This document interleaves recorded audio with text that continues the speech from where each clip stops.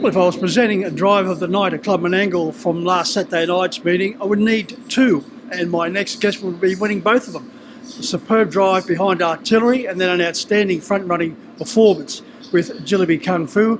Man in question is Chris Geary. He's got a very strong book of drives at Club Menangle this Saturday night. I've caught up with Chris to discuss their prospects. Well, Chris, congratulations. In outstanding form at the moment. You're joining me now after driving Kiss by Rose to success in the second for Leon Jerd. Yeah, thanks, Mick. The last couple of weeks have been good. A few winners here and there help pay the bills anyway. Yeah.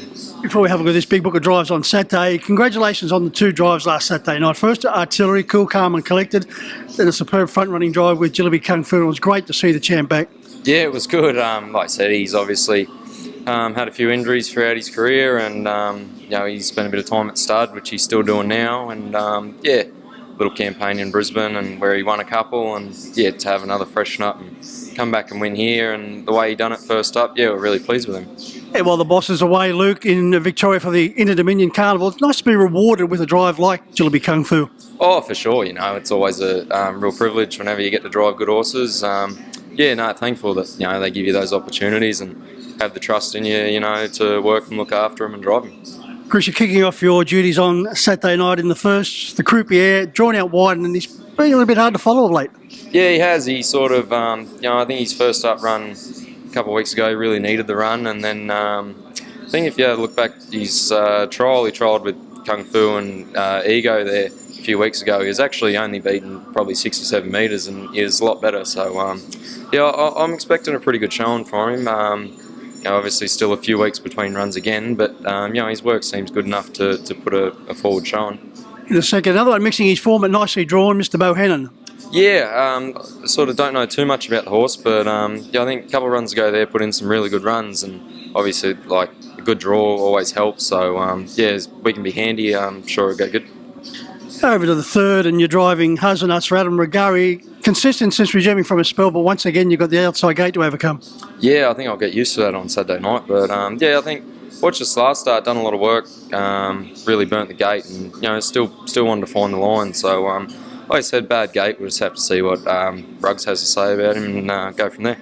Over to race 4, you're down to drive 2 at the moment. Shady As for Belinda and Luke, and Let's Get Rockin' for Michael Doltoff.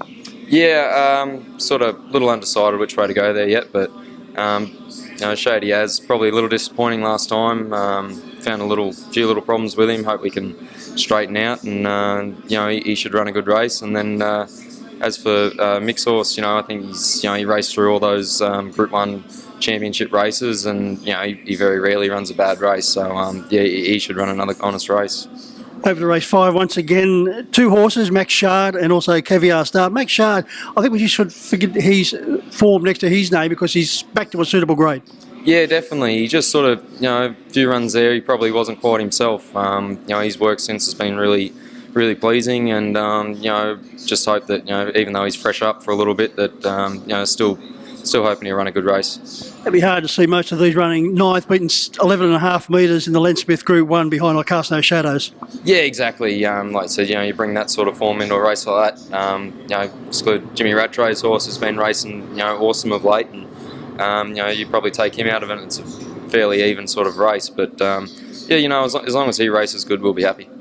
Over to race 6, the feature, the Group 3 Teeny. Once again, you're booked for 2 at this stage. The Honey Queen, Ferry Tinkerbell, both for Belinda. The Honey Queen's been disappointing. Ferry Tinkerbell looks to be starting to find form again.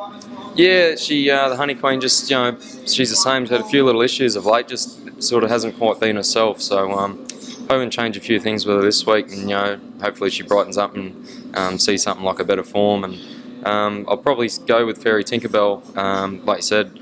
Just beaten last time after probably a couple of disappointing runs in Brisbane, but her work since has been right back to where she needs to be, and I think she'll be hard to beat. Over to race 7, you're driving Major Obama for Team McDowell. Yeah, I think I've driven that horse a couple of times. I really like him. He's honest, big, strong fella, and he usually puts himself in the race. So it's a pretty even sort of field. A couple dropping out of free for all and higher grades, but he's got to always be in with the show. He's very honest. What's the best of them, Chris? I really like Ferry Tinkerbell. I think she can really turn a couple of narrow defeats, and I think she can go a big mile. First round of each of the Inter-Dominion Expensive Ego went super. not so much Spirit of St. Louis, but probably had excuses. Yeah, Ego was awesome. 3 wide to the breeze and nearly broke the track record just getting beat. So, he'll take a lot of improvement from that. And Lewis, he just sort of, the race was run the complete opposite. They walked and just, pretty slick last half, and he was off the track. And he probably done well to finish as close as he did. Yeah. Chris, thanks for your time. Continue to go well. Thank you.